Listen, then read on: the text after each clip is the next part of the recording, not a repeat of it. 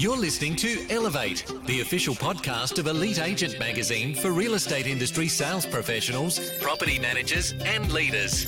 Each episode we bring you behind the scenes coaching, news analysis, exclusive interviews, technology and more to help you list more, sell more and elevate your results. To subscribe to the magazine, visit eliteagent.com.au/subscribe. Here is your host, Samantha McLean. Hey, Samantha McLean from Elite Agent Magazine coming to you with the weekly wrap for the week ended the 24th of November. And with me today is my special guest, Craig Pontey, one of the three founding and also current directors of Ray White Double Bay, who is celebrating 30 years in real estate in a little over a week's time. So welcome, Craig, and thanks for dropping by. Thanks, Sam. So it's less than a month until Christmas, and this week we've profiled you and your other directors, Michael Finger and Elliot Plax. The series we called The Three Wise Men because you guys are probably one of the closest things to three wise men, maybe other than, let's say, Macca, Tom Panos and Chris Hanley, but they don't all work in the same place. Thanks for dropping by. And we're just going to talk a little bit about your career and some of the things that you've done because it's quite fascinating to see how the market and the industry has changed. So you've been in the industry for 39 years. Yep. So when you started, did you think you would still be here? Yeah, look, it's pretty interesting. I think, like all people that first start in real estate, it's an exciting adventure and you sort of don't really map out your journey, 39 years down the track. But if I think about the ride, it's been fantastic. It's an amazing business. At the end of the day, it's all about personal energy and passion and, you hear all those words used around the industry quite a lot. And it's just a good, fun business to be in. And particularly if you like people, if you enjoy being with people and you understand a bit of process, you can make a lot of money and have a lot of fun in this business. Yeah, absolutely. So tell me about the early days. So you actually started in property management. Yeah, so I started at a company called A.H. Taylor. Taylor's brought Century 21 to Australia back in the 80s. I started on the 28th of November 1978. I'll never forget that fateful day. Wow. And the person that employed me is my now current business partner, Mike Finger. So he was the property manager at A.H. Taylor. And I was fortunate enough, funnily enough, met a guy in a lift. My father was a real estate agent, had a business called Elder and Rose at Rockdale and South Hurstville, out south where I grew up. And I wanted to be a lawyer, and I did a year of uni and hated it. And so my father organised an interview with Sir Keith Campbell from LJ Hooker back then in the 1978. So I went for an interview, but I went to the wrong building. And on the way down in the lift, I asked this bloke, I said, mate, where's Hooker House? Like, I'm going there, can you show me where it is? And he said, look, I've got my car parked there, come and I'll show you. So along the way, he introduced himself. He was a guy called Tony Ashford, who owned Stuart Upton in those days, which was the no sale, no charge business back in the late 70s on the North Shore. And he said, look, if you don't have any luck with Sir Keith, come back and see me. So I went over to see Sir Keith, and he was lovely and told me what I should do. So I went back and sat and waited for Tony to come back from lunch. 2.5 hours later, he turned up and interviewed me for a job. And I was 18 in my bright, shiny suit, ready to rock and roll. And he said, look, would you like to sell over at Gordon? And I said, no. My father told me I need to start off in property management. I'm a boy from the south. I grew up in quite a sheltered environment. And no, property management's where I want to start. So he said, look, I don't know anybody in property management, but come back tomorrow and I'll start ringing a few people.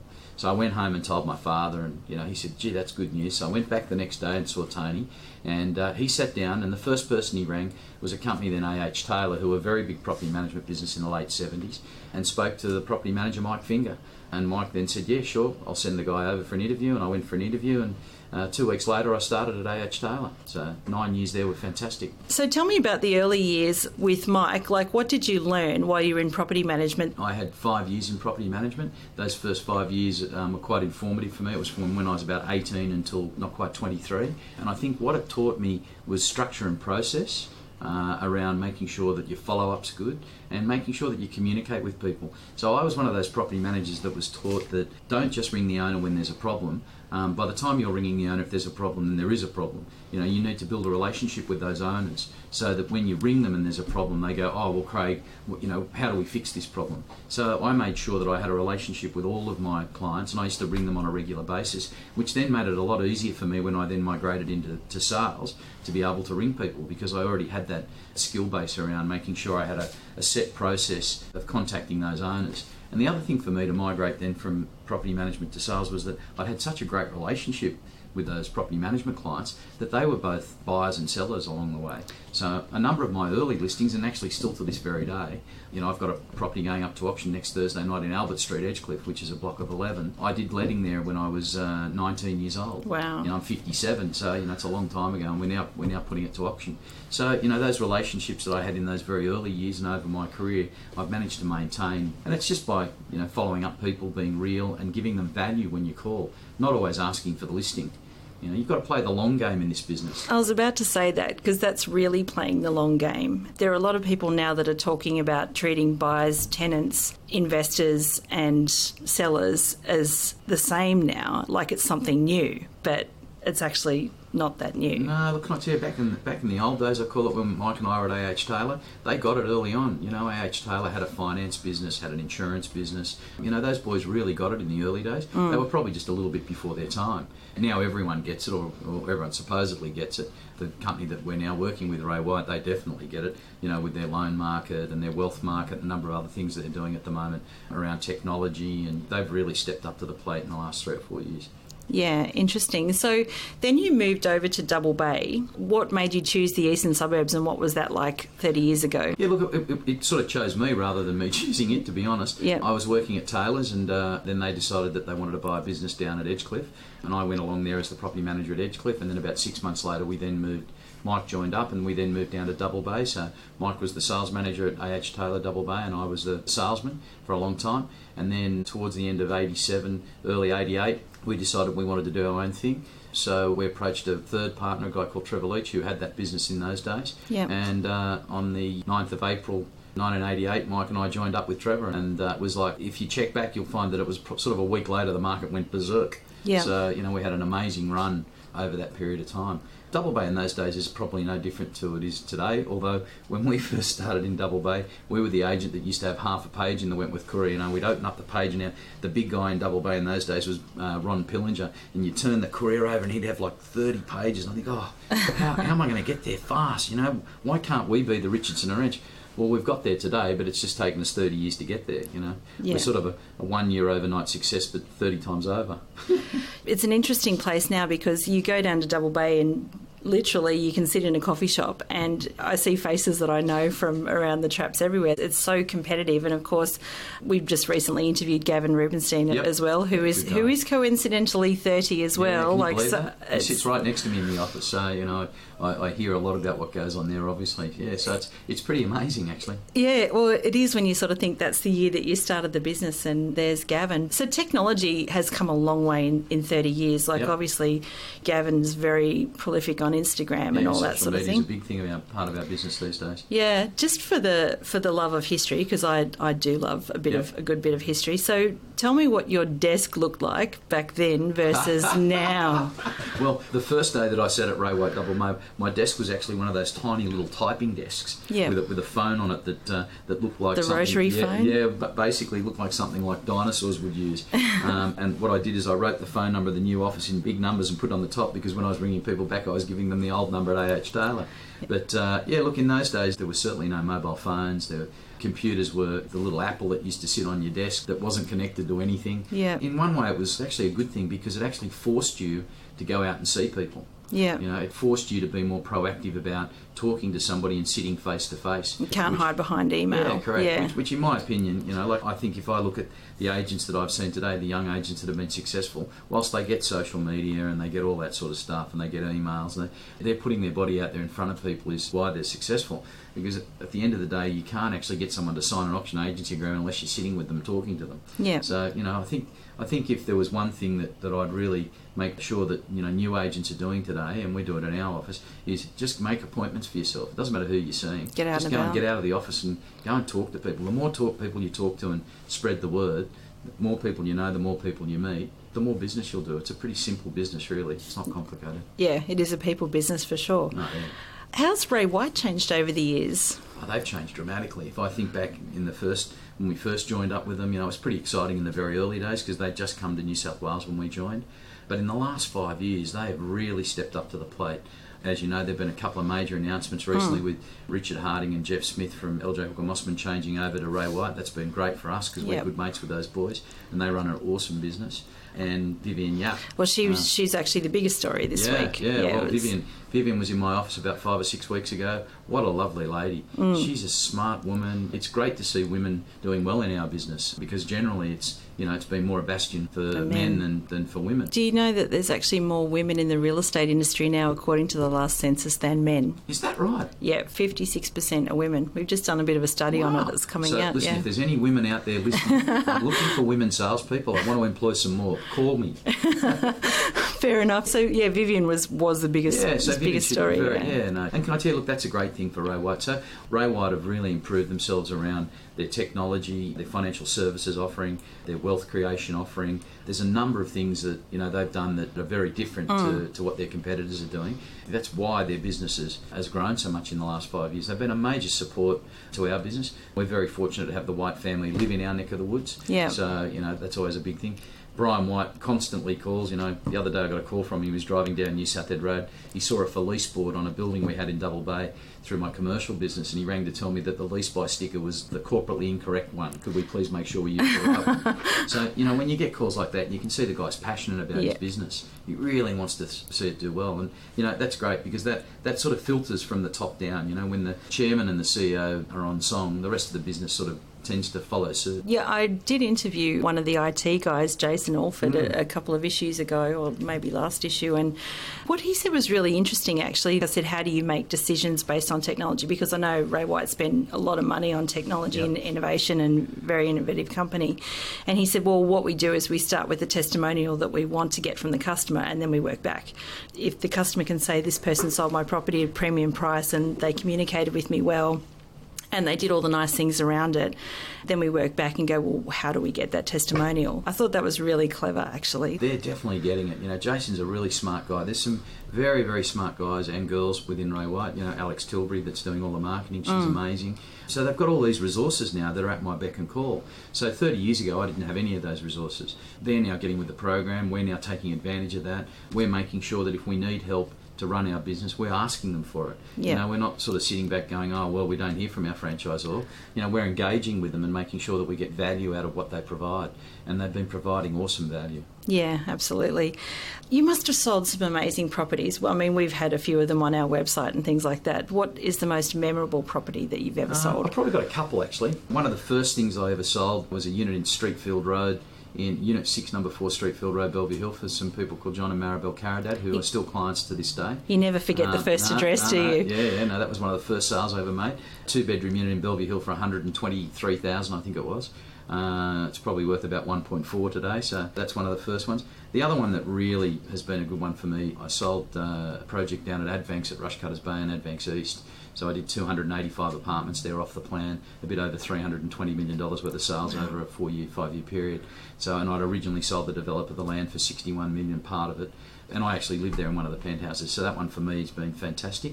And lately, in the last year or two, Bishop's Court that we sold for the Anglican Church for $18 million was quite a good sale to get away. Had heritage issues and was quite challenging, and had been in the press, quite a bit. And the one that I'm currently marketing, which I've been very fortunate to get appointed on, 38B The Crescent, Vaucluse, which has been phenomenal. Nearly an acre on the waterfront in Vaucluse. So the inquiries come from everywhere. We've had it from New York, and we've had it from India, Shanghai, Beijing. It's been quite phenomenal. I read somewhere that's got a pub in it too, that property. Yeah, our client has a penchant for pubs, but it's a fantastic, to sit and have a beer in his pub is quite good fun, actually. With selling prestige property, what does your team setup look like? I've had the same PA now for 11 years, Violet, who's been with me and looks after me. Does a great job. So it's just her and I, really, at the end of the day. But I'm fortunate that I can draw on other salespeople in my business if I need any help with anything. So, I've got a team of 25 there. So there's always plenty of people that want to put their hand up and help out. I bet. Given the longevity of your career, what do you think has been your most valuable skill or superpower as an agent over that period of time? Superpower. I wish I had a superpower. I think it's, it's all the ones that everyone always says. It's a matter of being passionate, still enjoying what you're doing. I still find it challenging. For me, it's always been about energy. Our business is about making sure that we're focused and that we've set some goals to achieve what we want to achieve. I have an expensive lifestyle to maintain like everybody else in the world, I'm sure. I like driving nice cars and going away on overseas holidays and all the things that success brings, quite important. And I don't think you can get to any stage of that unless you've got a plan. Most people just don't plan around their life as to what it looks like. It's interesting because we're talking about goals and things at the moment. Obviously, you get that everyone sort of tends to rewrite their agreement with themselves about this time of the year. With my wife, actually. Yeah. We sit down and rewrite our goals in January. So you do plan out your goals every year? No, look, I've got some business goals that I want to achieve for myself, and I've got some personal goals with my wife, but we've been doing that for years, sitting down, writing on one piece of paper all the things, and then revisiting it at Christmas time, see which ones we've crossed off and which ones we haven't. I've just been a bit of a believer, if you don't write it down, then it doesn't happen. That was probably as a result of doing some Fred Gross training many years ago, just about making sure that you can visualise what's actually going to happen. Yeah, definitely.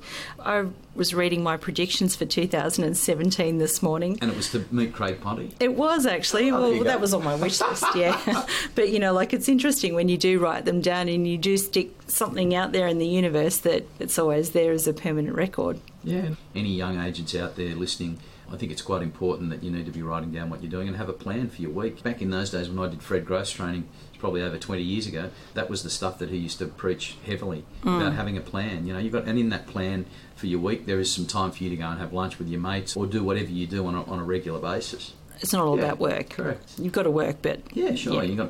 You got to have some time to party and celebrate. For sure. Absolutely. What does a typical day look like for you at the moment? My days are, some of them are structured and some of them aren't. We have a regular Monday morning sales meeting at 8:30 to get everybody wound up and going. I have a regular fortnightly meeting with my general manager to sit down and go through all the stuff that's happening in the office just to make sure that everyone's on track. I have a regular fortnight meeting with my marketing manager, Todd, to sit down and have a bit of a look and make sure that all of the advertising and all of the marketing, social media and all that sort of stuff is actually happening. Tuesday mornings 8:30 we have a regular training meeting with all the guys. Not compulsory, but it's amazing how many of the guys turn just up. to keep everybody current. Yeah, correct. Yeah. And that's normally a skills training set, so it'll be like a hand-to-hand combat type. Someone will be having a problem with a vendor picking up vendor paid advertising or talking about educating around price or those sorts of things. So we just sort of role play those things. Other than auctions every Thursday night, that's probably about it. On a personal basis, I go to gym Tuesday, Wednesday, Thursday, 6 o'clock every morning and have for the last 5 or 6 years. Try and drop a little bit of weight and keep myself as fit as possible. I've got a couple of other personal things that I do that are set times, but my week tends to be a little bit more unstructured other than those meetings that I mentioned. That way it frees it up for if something happens in the office and somebody needs some help or, vendor rings or something happens. You tend to be doing your vendor meetings these days later and later. Vendors want to see you at night time when after work, down. You can sit and have a chat and, rather than make it like a formal meeting. Yeah, for sure. For the younger agents that might be listening, if you could give your younger self, let's say, one piece of advice, what would that be? Pretty easy, just never give up. Don't take no for an answer. Yeah. And I think if I look at the younger guys in my office that have been successful, trying to get process and structure into those guys sometimes is difficult. But if they've got the right energy and they just never give up and don't take no for an answer, and not to be a pest of yourself, but to try and demonstrate to somebody that you're the right person to do the job, both on a professional and a personal level, is quite important. And I think the only thing, and my father taught me this, he was an agent, as I said, that you just have to play the long game. And you've got to believe that if you play the long game, it'll definitely pay you dividends. And I'm a great example of that. 39 years on, I'm still playing the long game, and it's still paying me dividends. Yeah. I'm still selling property for people that I dealt with, 10, 20, 30 years ago, and I'm hoping for the next 10, 20, 30 years to be doing it as well.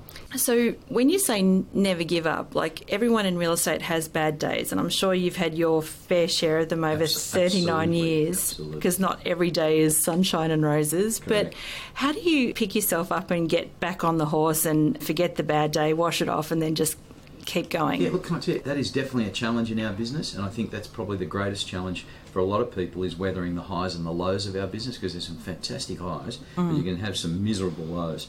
For me, I can't remember who actually taught me this. Somebody did years ago. I've got a list of about 8 or 9 people that I can ring up, and they always tell me I'm a genius. So if my energy's feeling really bad, I know that I can ring certain people just to shoot the breeze. Some of them are very high net worth people, some not, some I've sold stuff to previously, and I know when I ring them, they're going to make me feel good. No matter what happens during that conversation, they always say, "Oh, I saw you got such and such a property, Craig," or "I saw you on television the other," or whatever, "I saw you somewhere," and they just make me feel good. So there's that for me. And the other one for me, when I'm feeling really bad at my desk, I just go for a walk around Double Bay.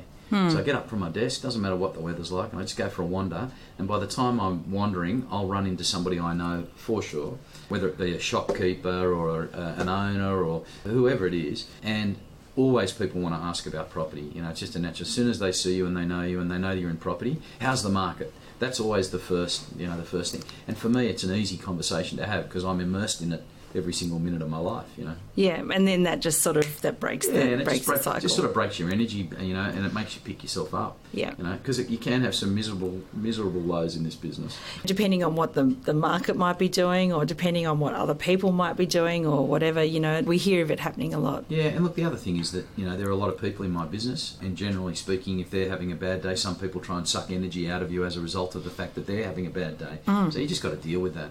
Yeah. And try and hold the line the best you can and make sure that you're positive and help people around, you know, what's going on in their lives. Yeah. And like Taylor Swift says, shake it off. Yeah, shake it off. I like that. Do you have a mentor or someone that inspires you? Oh, I think there are plenty of people out there that inspire me, besides my partner, Mike Finger, that I've been with for 39 years, and my beautiful wife, Wendy, who's been putting up with me for the last 34 years. She's been a saint and a fantastic person. I enjoy, you know, reading. There are a number of things that I think are important. I read the financial papers every day to keep an eye out on what's happening there. So I sort of draw inspiration from some of those guys. I think that, you know, there are a number of industry leaders out there that are great. I'm very fortunate to be able to call, you know, any of those people when I want. I mentioned to you that I was sitting with Tracy Fellows the other night at the ARIA Awards, an amazing woman. She trended this week too, actually. Yeah, I did an interview with her and it was fabulous. She was fantastic. You know, I had a long chat with her. But there are a number of people out there like that over the 39 years of my career I've sort of sought out and been able to have, you know, some of their time to sit with them. And you normally find that when you sit with those people in more of a social environment, that you really find out what they're like and what drives them and what helps them, you know, do what they need to do and run their businesses. And I think the common theme that I've seen over the years is energy. It's energy and focus and all the things that everyone says, but it's really hard to do it. Yeah. You know, everyone says, oh, it's easy to be focused, it's easy to be energetic, but try and do it every single day. We've got our 30th birthday coming up. We're having a big party on the 9th of December, and Andrew Bell from Ray White at Surface Paradise, who I have a very high regard for, sent me a really nice note a couple of days ago saying that unfortunately he couldn't make it because they've got their 30th birthday as well coming up. Wow. Interesting enough. Yeah. And, you know, the note that he wrote was more along the lines of, look, it's been fantastic because we've been head-to-head competitors over the years for the number one Ray White gig for the last 30 years. And his note said that whilst it was great to have that competition between our offices, what he thought was more important was that endurance. You know, we've all been going for 30 years, we've been at the top of our game, we've been running big businesses, we've been focused and we've been energetic about making sure, you know, we push on. And he made the comment that endurance for him is probably more so a recognition of what he's built in his business and we've built in ours over that period of time. There just aren't too many businesses. If you sort of run through the real estate industry, there aren't too many businesses like ours and Andrew's that have been at the top of their game for 30 years. Yeah. Although, you know, just another bit of trivia for you, with the census data that we sort of have been crunching this week, there are still 4 94-year-olds out there working in real estate. Is that right? Wow. I'm trying to track them down. Wow. Because I'd like to interview them. Wow, that's amazing. Yeah, I know. Yeah, well, hopefully I'll be the 5th one. You never know. I've got a while to go yet. Yeah, you do. You've got a long time to go. So let's just talk about the next 12 months. What do you see for the next 12 months in the industry? So, look, I think the market's been changing the last 2 or 3 months. Things are getting a little bit tougher. There's no doubt about that. Money's getting a little bit harder to borrow, which is probably part of the challenge. You know, there's talk of China slowing down a bit and money, you know, starting to slow down coming out of there. You know, we're pretty fortunate in the East. No matter what the market does, there's still always buyers and sellers for us for just different reasons. I suspect the market next year for us will be pretty similar to what it is now. You know, there'll be some great sales and there'll be some ordinary sales, and I think the top end's probably, you know, going to maintain itself. It's incredible how many people there are out there looking at the moment in that top end. You know, people that have either floated businesses or money coming in from offshore, or there's just a myriad of things happening out there in that real prestige end of the market. So, I think days on market might start to blow out a little bit. So, from an energy viewpoint, if I'm an agent, it's going to be a little bit harder to manage. I think that marketing, both print media and social media, I think are going to really come to the fore. I've always been a big believer in print media, even though many people out there tell me I'm a bit of a dinosaur around it. Leanne Drury from Mackay, she was down here and she said, I get most of my buyers from print still. In the regional areas, I think they still like to go to their local paper. Yeah, look, I think people, you get those aspirational buyers that just like flicking through the paper and go, oh, there's that property in Wallara, I better go and have a look at it. I think that happens, That's why we still have a magazine, I think. Yeah. Because people like flicking through that. Yeah. Generally speaking, I think the market will be okay next year. I don't think there's any reason for anyone to panic. There's a lot of outside influence that could change that, but I suspect it'll be pretty much an even keel, and it may come off a little bit. If it does come off, it's probably going to come off maybe 4 or 5%. We may see prices slow down a little bit, but days on market will be the key. I think they're already starting to blow out a little bit. So instead of that, we were averaging 26 days. We're now averaging 34. It's sort of every month it creeps up a bit. And so that, from a business viewpoint, just managing that extra energy and managing the guys around their process and their language with vendors and how they go about educating the vendors as to what's happening in the market, quite important. It's going to be key. Yeah. Yeah, well, see, I'm sure too there'll be people that will be seeing this like little bit of softening that we've seen in the numbers as well, that they'll be seeing this as hard. But then over 39 years that you've been in real estate, how many times do you reckon you've seen the... Yeah, I've seen 5 or 6 of these cycles, which is a good thing because we started about 3 months ago gearing our guys up. So, Mike and I have been through this before. We've seen the good, the bad and the really ugly. And, the same patterns start to develop and that's what's happening out there. So I think it's now a matter of, a lot of agents have been telling people their houses are worth a lot of money. Sometimes they're not worth quite as much as everybody thinks. And so now it's more about, how do you go about that process in educating the vendor and placing the property in a price band where you're achieving a level that everyone's comfortable with. The best deals are always done when the vendor's really happy and so's the buyer. That's always a great deal. Yeah, and it's always best to be straight with people, right? You'll see if you go through some of the websites, there are a number of properties that have been on the market for a long time, and that's as a result of, definitely the skill of the agent and the not so skill of the agent in that instance, because, to have a property on the market for 12 or 18 months is ridiculous. It can only be about 2 things. It's either the price or the agent. It's pretty simple. It's nothing more or nothing less. Yeah, absolutely. Now on to important things. What about this party? Thank you very much for the invite. I'm very much looking forward to it. What's happening? Be pretty good fun. So it's only going to be a little small gig, 450 people down at Dalton House. So it's almost as big as the areas. Yeah, absolutely. Interestingly enough, we've been quite amazed. Realestate.com, one of our major sponsors, as is News Limited and Wentworth Courier. We've got Trevette Bespoke, all the cars, the Astons, the Bentleys, the Rollers and the McLarens. So we'll actually have a Rolls Royce there on the night, which will be good fun. Macquarie Bank, one of our major sponsors. We've been banking with them for nearly 30 years, so I don't like change much, as you can see. Same business partner, same wife, same bank, all those sorts of things are important to me. I think that's a good thing. Yeah, I think so too. Well, congratulations on 30 years. It's an amazing achievement to you and to Michael and Elliot, and we're looking forward to cracking some champagne with you in a couple of weeks' time. And thanks very much for joining us here at Elite Agent. Thanks, Sam. It's been fantastic and I appreciate the opportunity to speak with you. All the best. Thank you, and we'll see all of you guys next week. To subscribe to the magazine, visit eliteagent.com.au/subscribe.